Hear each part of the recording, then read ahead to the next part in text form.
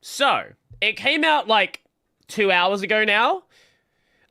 Let's go and check out that video from the Red Joker. From the Joker of Red. From the Joker and the Thief of the Night. Joker and the Thief of the Night. Bam, bam, bam, bam, bam. Anyway, let's check it out. Oh no. We're starting with a post from Japanese Twitter. Suppose a Japanese person said, this is gonna be cooked. This is gonna be cooked. So as always, I love Red Joker's content. We all love Red Joker's content. The channel deserves way more attention than it gets. So, let us go and check out the video. This is about Japanese people and piracy, which is something I had a hand in starting a civil war about. So, let's have a look. Suppose a Japanese person said, Sex crime. Okay, good start. sex crimes, no big deal. I've done it pretty often in the past myself. Not anymore though. You'd feel contempt for that, right? For Jesus fucking Christ. Japanese Twitter, man. Holy. Oh, is that why Red Joke was talking about Inako-san's dog on Twitter? That makes sense. There was some, I don't know why. I don't know why there is this sort of constant comparison with the most insane crimes, right? You've got one here about sex crimes. I saw another one be like, oh, well, if you support piracy, then you support cannibalism. Why do we even have laws if you're allowed to break them? Like, what the fuck are you even saying? And I know some of it's gonna be like translation, right? Understandable. Some things are gonna come across weirdly, but not all of it is weird metaphors and symbolism and Japanese turns of phrases that you don't know. Some of it is just batshit insane comments. Japanese people, that's what piracy is like. What the fuck? Recently, there have been very heated debates Oh, I saw Chibi. online regarding piracy. Is my comment gonna be Japan here? and the rest of the world, mostly No. regarding anime and game piracy. It started when the mobile sequel to Nier Automata, Nier Reincarnation, got end of service. Yep. And a bunch of people made it playable again. through a There's private Outro's server. comment, yeah. While everyone was celebrating, the Japanese were not happy about that, calling them thieves, screaming copyright infringement, disrespectful to the creators and everything. Why? See, the core lies in cultural differences. Japan has this culture where they really respect corporations and their creation. Well, I think, I don't know if we'll get into it, but I did also see some people say, for the Japanese, there is beauty in something which fades away. In the West, it's common to want to preserve art forever. But in Japan, the idea that something is ephemeral, something will eventually sort of break down and disappear, there is a beauty in that as well. And there's definitely some of that in the West as well, but not like... In the West, it's more about preserving cultural history for as long as possible. And I think a part of that is the fact that there have been a number of situations throughout Western history of, book burnings, of art burnings, of statues being torn down. Not a natural destruction, but a sort of forced early destruction. So now there is this, cultural PTSD about any sort of artistic destruction. Japan thinks of games as children born from their companies. So if the game ends, their life ends there. They leave it to the company because it I did see someone say, oh, if you bring a game back, that's like you are necromancering someone else's child. to the company. You can see this culture being reflected in their insane copyright laws. Just a week ago, a guy got arrested for posting 3,000-word anime summaries with spoilers. Yeah. Yes, he got arrested for posting an imageless text anime review because of copyright infringement and is possibly facing prison time. That is insane! If you want a good example of that, wait, actually, no, we can do it. We can do it right now. Let's go to anime Wikipedia. Anime Wikipedia Japan. Can I bring up the Japanese page? If we just put JP in the link, is that how that works? Is that what that page is? JP. Yes.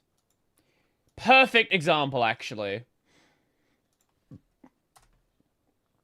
Oh, it's JA for Japan. Okay, sure. So, this is the... Hold up. Is there hentai on this page? No, I think we're fine. Okay, cool. We're good. We are Gucci. Because there are pages on Wikipedia that do have porn. This is the Japanese page for anime. So you've got a clip here of a trailer for something.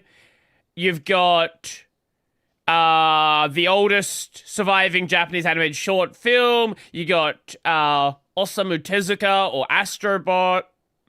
Astro Boy, sorry. Not Astrobot. Astro Boy. Sorry, for some reason my brain flips those two in my head.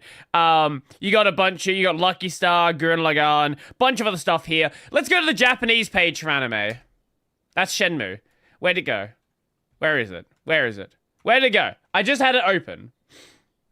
I literally just had it open. Okay, I'll make a new tab. A new page. Here is the Japanese page. No images. Nothing. And this is really common.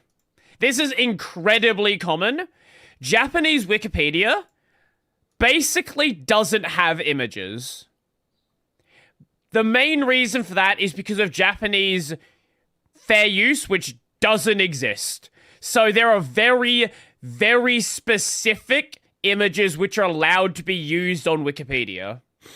So it makes sense with a legal system like that, where something like Wikipedia cannot function properly, that some random guy doing a review would also get fucked. And that's kind of what it's like in Japan. They don't even have fair use laws. They think the company owns the IP, so anything they do to the IP is in their right. Because, well, it belongs to them. And you, as a viewer, should respect their decisions no matter what. You can't just do what you want to do with the IP. It's not yours. You would... Which is kind of interesting with the Japanese fan work culture, right? Japan has a massive... like a really strong fan work culture. But the reason... The fan work culture is weird, right? In the past, it was very much a, hey, we're doing this without the rights of the companies. But now you... Uma Musume is a great example. If you ever post Uma Musume hentai... people just go fucking wild on you. They're like, but they said you're not allowed to make No, you're not allowed to make adult content with the Uma. No, you can't do that. You can't do that. But like, there's like early on there was this sort of understanding that it was like a rebellious sort of thing. But then as the rights came in, basically, the rights became the baseline that so many work from. And Nintendo's a good example, okay? You want a really good example of Nintendo? Was it, which HoloLive VTuber was it that bought a bunch of copies of Emerald? I think it was Emerald. And one of them happened to have a hacked Mew. Yeah, Pekora. So... one of the copies, she didn't even cheat with it. So she bought a copy that someone had cheated on, and then people tried to, like, report her to Nintendo and get her account taken down because Nintendo doesn't like people cheating. Nintendo had to be like, yo, we don't care. Just don't, take the VOD down, don't cheat. Like, we don't actually care that much. tarnish it. Stuff like ROM hacks, modding, completely illegal. To revive something like near reincarnation without... Which is hilarious because you know who plays on the reverse engineered private servers for, let's say, Monster Hunter, for example? It's primarily Japanese players.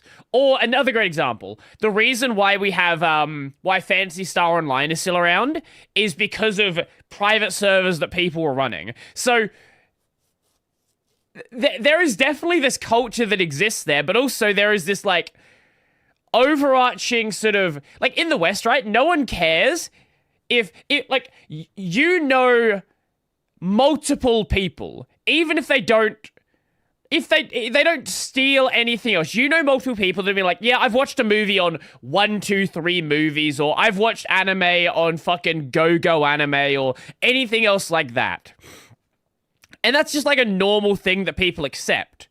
But it seems like the norm in Japan is follow the law, never acknowledge that people exist that don't follow that law. Special permission would be like dancing on the creation's grave. A mass disrespect to the creators. Yes, creators. Overseas, I think...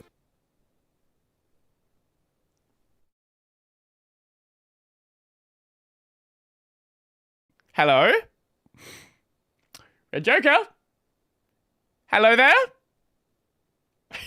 People generally try and support the creator and say fuck the companies because most companies are greedy bastards trying to milk fans. There is a very strong distrust towards corporations. Sometimes even fans actively want them to fail. Japan is not like that. Many of them look up to, respect their big companies. Like, for example, many gamers in the West despise Nintendo for their business practices and anti-consumer ways. Japan? Nintendo makes great games, they love them! They also view the company as a necessity for the creator. So they think if people pirate media and it ends up selling less, the harm goes to the creator. Even if the publishing company pays terrible portions to the original creator, they have this viewpoint that the creator needed the publishing company to make the creation spread so far in the first place, so it's fair. They just simply don't blame the company in most circumstances that other countries would. Piracy is the same as shoplifting or stealing to them. It directly causes monetary... I think the other difference here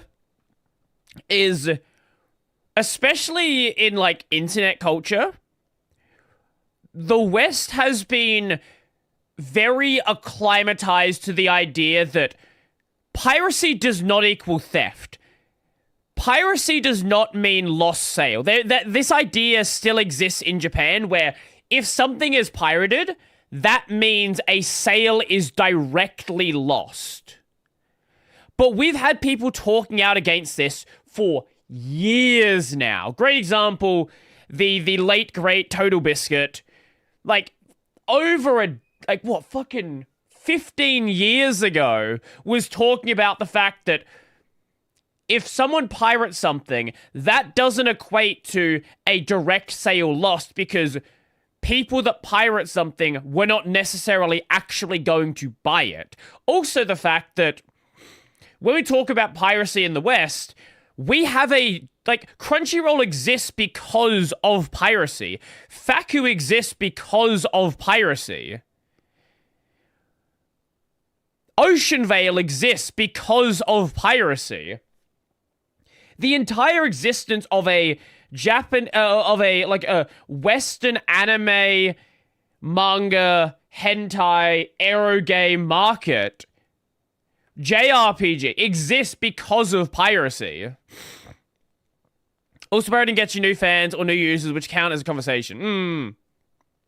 Pirating the world to you, first time I played it, I went to buy every single version of it that exists. harm to the creator. At least that's how they see it. Overseas, many have the understanding that Based game null. Piracy isn't a pricing issue, it's a service issue. Many studies and the success of Steam has proven it, but many Japanese either don't understand this concept or insist you pay for the bad service anyway because it's legal. Besides, we have a fundamentally different view on copyright. In most places, we see the creation as a form of art, something to be preserved. Rather than being a piece of product owned by the company, fans view media they like as art pieces that deserve deserve to be preserved and remembered. That's why something like near reincarnation coming back is celebrated. Hell, that's why we even have something like the Internet Archive and Wayback Machine to preserve internet history. We don't really think about the company's interest and don't see the art piece as the company's child in the first place. We see the work as a creator's art piece and a company's product, and we prioritize the art piece part. Many see companies as greedy and harmful that ruin franchises by milking as much money as they can out of fans. I mean, that's why this video is sponsored by Surfshark VPN. Many companies take your data, perhaps without you knowing, to make money. Great! Advertisers track your Fucking activity phenomenal sponsor slot. That's great. I love that. Ads. And I mean, if we're on the topic of anime, you probably know the incredible segue nightmares of trying to watch anime legally. You can't watch anything in some places. That's why Surfshark VPN solves all these problems for you. You can watch anime only available in Japan. You can watch that one movie only available in America. You can watch porn in Australia or Texas. Ooh.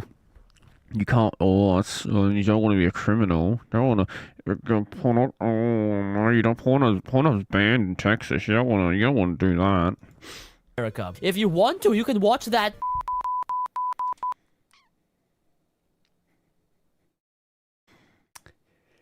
We're on the same fucking wavelength. Only available in Japan. Who am I to stop you? With one click, Surfshark VPN changes your virtual location and IP address, letting you watch geo-restricted content from anywhere in the world. Pre-watch. Oh, and those pesky ads by the evil corporations? Surfshark's ad blocker blocks ads and trackers, ensuring your secure data. It's more than just a VPN, it protects your data. I can watch from Japan, and it's easy to use too. And for my weebs, I got you guys 4 extra months of Surfshark VPN at surfshark.com/redjoker. Or just use the code redjoker at checkout. So what are you waiting for? Check out Surfshark VPN. Now back to the video. Another huge distinction is how the law is perceived. This is also a culture difference. The West tends to emphasize individuality. Do things good for you. Be yourself. While Japan has a collectivist mindset. What this has ended up doing is Japanese people being really strict to the law. And I mean really. Because that's the best way to preserve— Well, again, it's not all of them, right? There is definitely a netizen subset who are willing to come to the table here. Let me see if I can find the post. Yeah,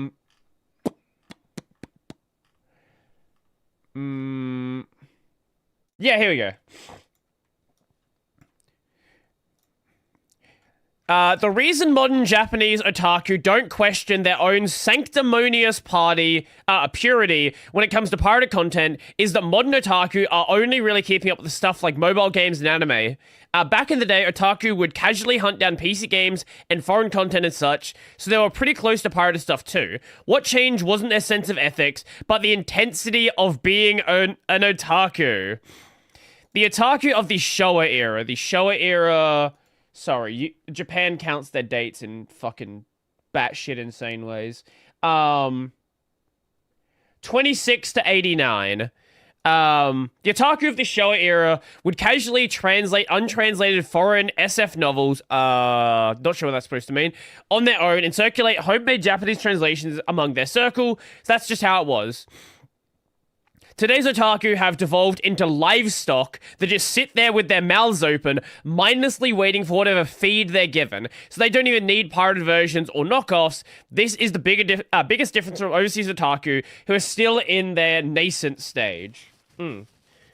So this looks like a conflict between nations, but in essence is a clash between mainstream culture and subculture. In regions where otaku culture has become mainstream, piracy isn't necessary. In regions where otaku is subculture, piracy becomes inevitable. In other words, it's a conflict between normies and otaku. The Japanese people are on the side of the normies. If you're a true otaku down to the bones, meaning you're the kind of person who can sacrifice absolutely everything for their own likes, then if you're living in a region where you can't buy official merch, of course you'd turn to bootlegs. That's a given. I don't recognize people who bash that as otaku. You guys aren't otaku. You're the normies on the side that excludes otaku. Absolutely mega fucking based. So there is definitely still that, like, some of that netizen culture which exists, but it seems to be few and far between, and seems to be a lot of the like older otaku at this point. Order in society. In a way, you can kind of see its The Canada benefits. Emperor's Time, Japan yes. is super Yeah. clean, super safe everywhere. Far fewer loud people on the train, troublemakers, and it genuinely is a very pleasant environment to live in. On the other hand, you get tweets like, would you support slavery if it was legal? If it were a legal world, setting aside whether I'd support it, I'd at least tolerate it. I did see that one. This is a real argument in a real tweet. Yes, tolerate. The Japanese culture of gaman. If something bad is happening, just tolerate it. Gaman. For the sake of everyone. Yep. Don't cause trouble, don't be the nail that sticks out. That's why they're so anal about the law and following the rules. Sometimes, even regardless if they think it's moral or not personally. Shut Twitter. No, having the Tower of Babel is fucking crazy, because what it has done is shown people that there are batshit insane people in Japan as well. I love the fact that we have the Tower of Babel, because it has really allowed you to see that it's not just the people that you're around that are morons. Everyone's a fucking moron. It doesn't matter what country you're from, what culture you're in, what religion you have, what political party you're in. Everybody is a fucking idiot. Understand that IQ is a bell curve. 50% of people are under the average. There's a lot of fucking morons out there. Piracy is against the law. Piracy is the nail that sticks out. Therefore, piracy bad. People in many other places just don't think like this. This collectivist mindset also explains the company bootlicking thing. They tend to think about the harms to society as a whole, not themselves as individuals. They would think, how can a country function and make money without companies? How is a country supposed to run the economy? Like, they consider their individual actions consequences towards society, without thinking why people overseas pirate in the first place. To be fair, this does have a certain benefit, trust from the company. By Japanese copyright law, doujin and something like komiket is technically completely illegal. But because companies trust the Japanese to not go crazy with pirating and making bank through Well, there have been a number of situations where companies have actually cracked down on it. There have been a couple of cases of certain doujins being published and then news outlets going to check out Comiket, and it creates a big drama. Like, this has happened before. copyright infringement, they just turn a blind eye to it. Something like komiket is basically impossible in any other country without this sort of collectivist mindset. But beyond that, I think many Japanese people don't realize the difference between how anime got popular in Japan versus overseas in the first place. And Overseas. in the first place. Anime originated from Japan. This means True. anime is very accessible. What do we have here? What flag is that? Fucked if I know. If an anime releases, it releases in Japan Oh, first, God. in Japanese. That's normal. But what that means is they have it the Russian no flag? idea the struggles foreign weebs Was it the Russian flag? Sorry. Russian flag. Sorry, I thought it was the French flag. What's the French flag? Oh, right, the French is French is the same flag, they just rotated it. Oh, they also changed the order of the colors. Yeah, okay, sorry. There's like 4 different flags that are all the exact same fucking flag. had to go through back then to even watch anime, let alone get merch or do anything with it. What a fucking room.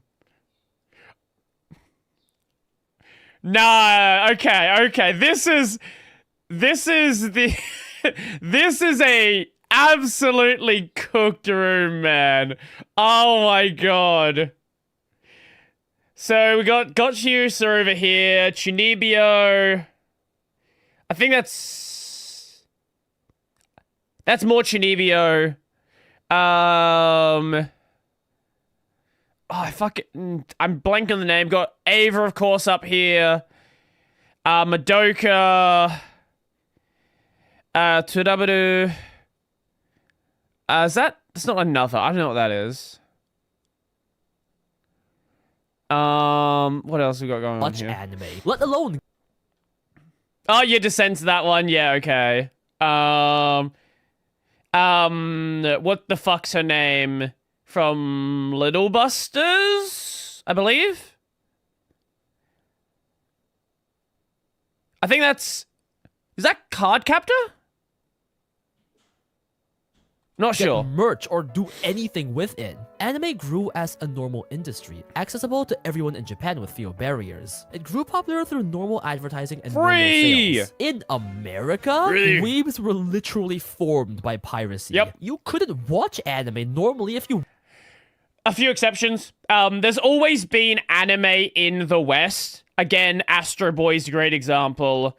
In the, like, you had things like Pokemon, Digimon, but the main ones that made it to the West were the ones that had a game either a game or a card game franchise attached to them, right? It was one of those ones where it's not, you're not appreciating it for being an anime, you're appreciating it because you've played the game, right? You watch the Pokemon anime because you've played Pokemon. You watch the Digimon anime because you played a Digimon game. Dragon Ball is one of the few exceptions. Sailor Moon as well.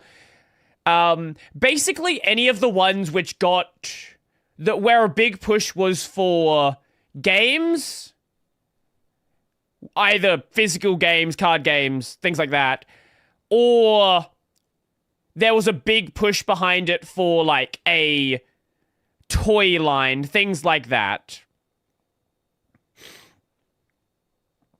For us, anime like Pokemon was primary, and then people discovered there are games as well. I knew about the Pokemon games first before the anime, but that might be true for you.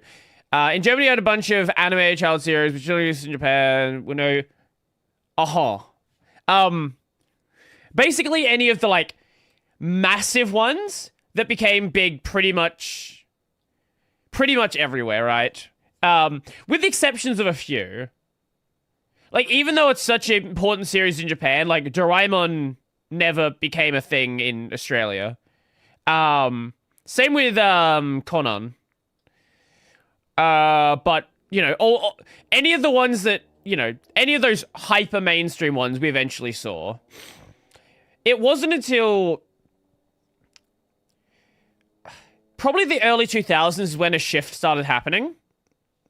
When the internet became more accessible, that is when things started to really change. And I think the real big shift for anime getting its, like, first feet in the West, and where I really wish it stayed in popularity, was probably when online video sharing became easy, right? Because before then, you had people that brought over VHS tapes from Japan and would fan translate VHS tapes, and then they would be copied and stuff like that. But that obviously was really difficult to share around. The internet, early video sharing with YouTube, obviously, but if you want to go before YouTube, you have Usenet groups, and Usenets are still around. Usenet groups are still around today, but people don't even, like, people have no idea that watch anime on mainstream piracy websites. Anime piracy functions off of 90s tech. It's IRC and Usenet. That is what powers all of the anime piracy in the back end. wanted to back then. Most shows were too niche for them to even air outside Japan. Hell, back then, people would watch an episode of Naruto in 10 different parts. 10? Only 10? Espanol split up on YouTube and part 5 would be missing. Yep. It was tough to like anime because it was so difficult to even find ways to watch it, let alone legally. But then we had pirate sites like Kiss Anime. Ways to watch it, let alone legally. But then we had pirate sites like Kiss Anime. You've been around for a fucking long time. Okay. I knew Red Joker knew Ball. Okay, you've been around for a long fucking time. Kiss Anime, for anyone who doesn't know, that was the first, like, mainstream known about piracy website. Now, piracy websites were around before Kiss Anime. I cannot show you them. There are some that have existed well before Kiss Anime and are still operating today. But Kiss Anime was the first thing where it became really, really easy for someone who doesn't know what they're doing to pirate anime. Because before that, again, you had IRC, you had Usenet, you had torrents. There were random piracy sites here and there. But the thing that made Kiss Anime so powerful is they had a giant library. A lot of the other piracy sites had relatively small libraries. They would have seasonals and then a couple of big things, older things here and there. But Kiss Anime basically had most of what was online at the time. Of course, Pirate Bay exists. Pirate Bay's never really been the main thing for anime, though. Again, I cannot tell you what these sites are. But what can I give you that will not get me in trouble?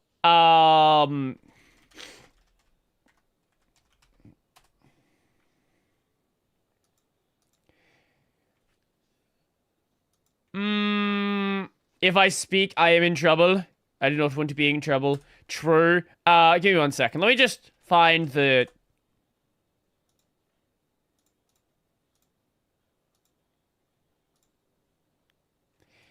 There is a site by the name of everythingmoe.com. If you would like to find an index of where you can find content, you will not find content on this site, but it has a up-to-date list of everything you might be looking for.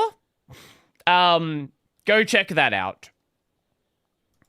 It made anime so much more accessible, easy to watch, and that's how many people got into anime in the first place. Many more pirate sites popped up, and eventually, Crunchyroll, which used to be a pirate site, has become the biggest illegal anime streaming service. It literally evolved from piracy. It did. If it wasn't for piracy, anime would be... And then they, never forget when Hentai Haven got fucked over. nowhere near as popular as it is overseas today. It would probably still be this tiny niche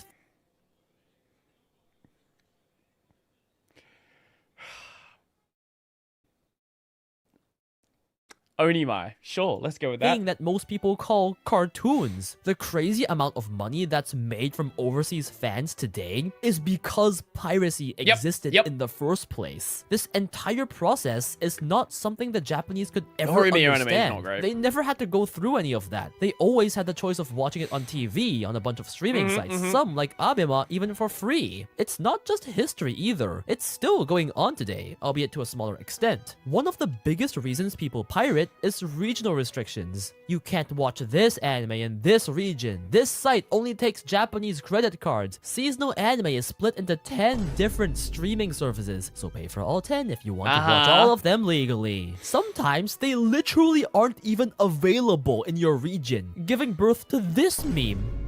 This isn't even taking into account the cost of anime and manga overseas after exporting. Manga is genuinely unaffordable for many people living in third world countries. They literally have to pirate if they want to watch affordable for many. Philippines mentioned. As of 2026, the average monthly salary in the Philippines is 18,000 to 22,000 P dollars. I don't know what your currency is called. That's like $300 a month. Jesus. people living in third world countries, they literally have to Pesos? pirate if they want to watch Know what anime. it is? Again, Pesos. this is something the Japanese would never understand. Manga is priced according to their standards in their country because it came from there, and it's way cheaper there too. They've never had to deal with any of these restrictions, and because of the laws, rules, and company mindset, they think that you shouldn't pirate no matter what. I've even seen some argue that if the media is never officially released in your region, then you just shouldn't watch it because it wasn't meant for you, which is a crazy argument. At the end of the day, though, I say all of Which is funny because, again, this is how a lot of Western media got into Japan, through the exact same method.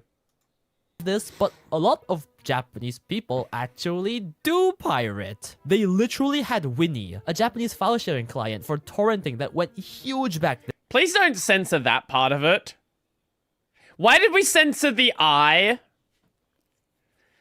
I love me some butt torrents. And then you have some stats. Yeah. Oh, you've seen the chart as well. Yeah, Nya is incredibly popular in Japan. Indicating that Japan actually has the biggest user base for the largest anime torrenting site. Although whether this data is accurate is questionable, since many Chinese people do VPN to Japan to use the site. Regardless, That's fair. I think more Japanese people pirate than you would imagine. And they just have to put up this tatemae, aka put up this fake mask, to pretend they're part of this collectivist group. It's literally a whole culture thing to have a tatemae, the socially correct fake side of you, and the honne, your true feelings. I guess some of them might feel they have to pretend for society's sake to be super against piracy. It's just how they were raised. There are many reasons for this debate, and the way Japanese people think is quite different from the rest of the world. But I would like to put a disclaimer that not all Japanese people think like this. There are mangaka that literally support overseas fans, understanding why they pirate. There are Japanese people. Oh yeah, do you remember the mangaka who got in trouble with his publisher because he was fan translating his own series and uploading it on some Western piracy site because they wouldn't give him an English translation, but he wanted to like build an English audience. I don't remember the guy's name. Mangaka fan translates his own series. Wait, was this the guy? Oh, this was the guy. Shiten Akiyama. This guy. He got it. He ended up getting in trouble with his publisher. The manga's name? Horizon. Horizon's the series. I don't know if it's good. I don't know. Well, you know what I'm saying. That literally support overseas fans, understanding why they pirate. There are Japanese people happy about Near Reincarnation coming back. Everything I said does not represent. Well, the funny thing is, who do you think's going to be primarily playing the private servers for Near Reincarnation? Because I can assure you it's not going to be Americans. Just as happened with the Monster Hunter private servers, the Phantasy Star Online private servers, the fucking pick any dead game that has private servers that came back online that originated in Japan. Who do you think ends up playing most on those servers? Because it's certainly not Americans. All Japanese people. Just a portion of them, albeit probably a larger portion than the rest of the world. Besides, this argument was on Twitter. Please don't take Twitter warriors of all people as the representative of their country. The purpose of this video is simply to understand that line of thought. Please don't go harassing anyone. Also, the main point isn't to say that piracy is good. Supporting creators is always important. I'm just saying that there are reasons people do it. Buy And to figures. just directly look at the possible money lost if pirates had paid without considering all its indirect causes and effects is short-sighted. And I just wanted to express that there's such a mismatch between how Japan and the rest of the world sees piracy because of how different our cultures are, how different the anime industry developed in the first place, so many reasons. But what do you think about this debate? What do you think about piracy? And whose side are you on in this argument? I really want to know you guys' opinion, so please do tell me in the comments. Special thanks to Vicente Pagani and As always, a great video from Red Joker.